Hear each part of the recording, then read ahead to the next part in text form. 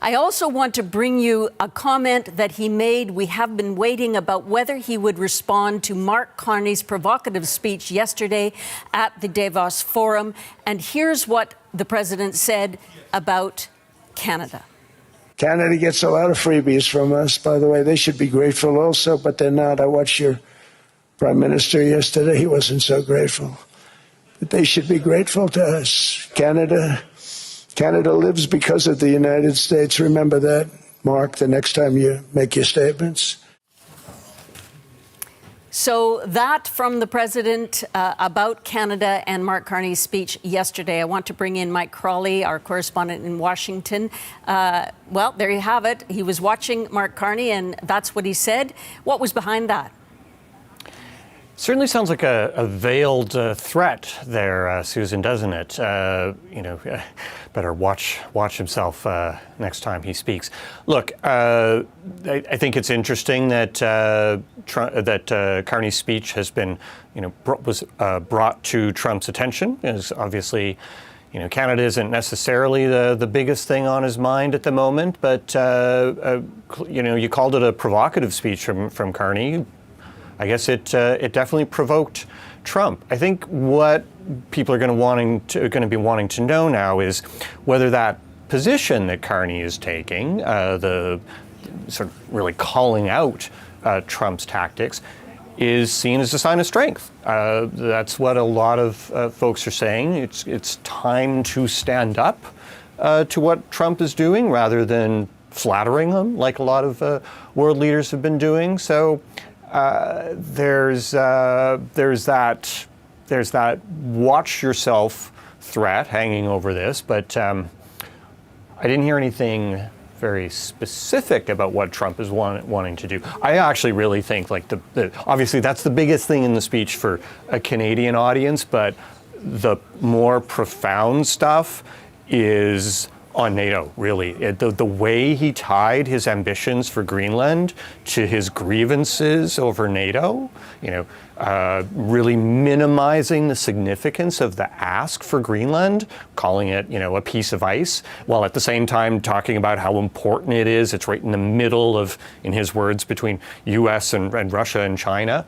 And then, slamming NATO, saying, we've done so much for NATO, never got anything from NATO, ignoring all of the contributions of NATO nations. I think those are the real implications that world leaders are going to be concerned about. Mike, I'm going to go to Catherine Cullen in just a moment, but on that point, one thing he said really stood out to me. After he said, we want negotiations, we want use force with Greenland, he said, we want a piece of that, a tiny piece of ice, that cold place, poorly located for world international protection. That's why we want it.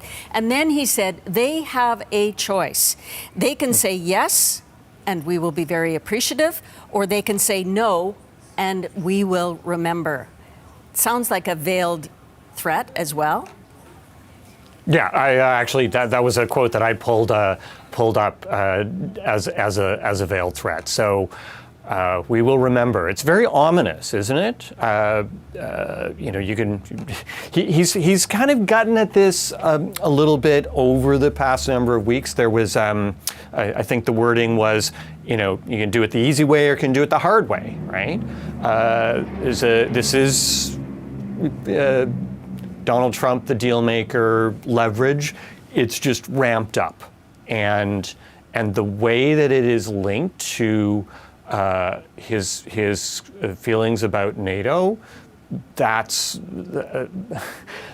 also a bit on the ominous side there, Susan. Thanks, Mike. Catherine Cullen, turning to you in Ottawa. Obviously, interesting comments about Canada. Do you want to add on that? I think the phrase, more than anything that is going to come out of this for Canadians, is Canada lives because of the United States. Obviously, a chilling phrase, and again, perhaps not a surprise in light of many of the things Donald Trump has said in the past about the United States. But a big question that came from Mark Carney's speech yesterday, which has been widely viewed in Canada as a significant one, the articulation of a kind of Carney doctrine building on a lot of ideas that the Prime Minister has already put forward in his time time in office was how would Donald Trump react? Trump was not named specifically in a speech that called for middle powers like Canada to work together when large powers are not using their power appropriately. Clearly, Donald Trump was paying attention, and the consequences for Canada here, I think, are numerous. Obviously, all of this is coming at a time where we are in the midst of looking at a CUSMA review, so Trump's ire is certainly not going to be a good thing for Canada if indeed that is where he remains focused. But of course, it's right to talk about this bigger backdrop of NATO and Greenland. And I think when we ask ourselves what the actions are that we might see from Mark Carney in order to live by what he talked about in the speech, right at the end, he talks about the capacity to stop pretending. We have something too, the capacity to stop pretending, to name reality, to build our strength at home and act together. So how will Mark Carney demonstrate the kinds of things he's talking about? I think that may in its own way be a moving target. Just how far Donald Trump goes in the days ahead to fulfill his sort of lust for Greenland may to some extent force the Prime Minister's hand. He has to decide to what extent he's going to follow through on the desire to speak truth to power to some extent that he put forward in that speech.